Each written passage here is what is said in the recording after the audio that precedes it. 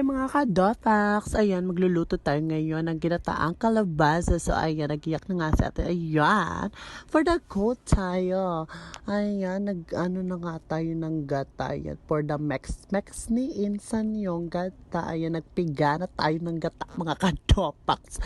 So ayan, sige pa. Hanggang nag-ano tayo ng walang marites na charot. Siyempre may marites. Ayan, nag-uusap kami dyan si Sister Red kung paano na yung luto namin dyan. Ayan. For the go lang kami dyan, pinag-uusapan namin ikaw, charot. Ayan, for the go tayo dyan sa gata. Ayan. Siyempre, isasali na natin para hindi ka na grade 2. Ayan.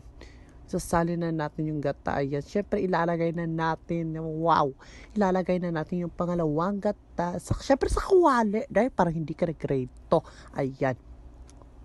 Nilalagay natin. Siyempre, kumukulo-kulo na siya. Ilalagay na natin yung bawang sibuyas, tsaka yung karne. Ayan. Hinalo-halo na ni Insan. Ayan, i-mix na natin, mga ka-Dotax. So, ayan na nga. Sige lang, halo-halo lang tayo. Tapos, isusunod na natin yung kalabasa. Siyempre, mga ka-Dotax, hindi magpapahuli ang ating kalabasa para magtalino ka.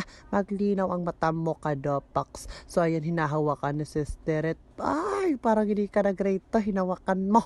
Charot. Ayan. Siyempre, kami naman yung kakain, tay. Ayan. Hinahalo-halo na ni Sister Red. Siyempre, kumulo na siya, day. Kumukulo na siya. Ayan na, malapit na maluto, day. Ayan na. Siyempre, lumagay kami ng sili para maganghang. Para ganahan kami kumain. Parang hindi ka nag-rate to. Ayan, syempre yung unang gata, ilalagay na namin.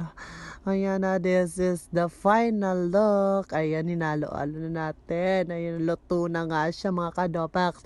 Ayan na, this is my final coqueres. Wow, coqueres. Ayan na, mga ka-Dotax, malapit na. Ayan na nga siya, pakak. Luto na siya. Ayan na, magpapakabusog ako kasi palaging gulay yung ulam namin. Charot. Ayan na, pampalinaw ng mata, mga ka-Dotax. Ayan, this is the final look. Ayan ang ulam namin, kalabasa. Sana, salamat sa pagnunood. Salamat.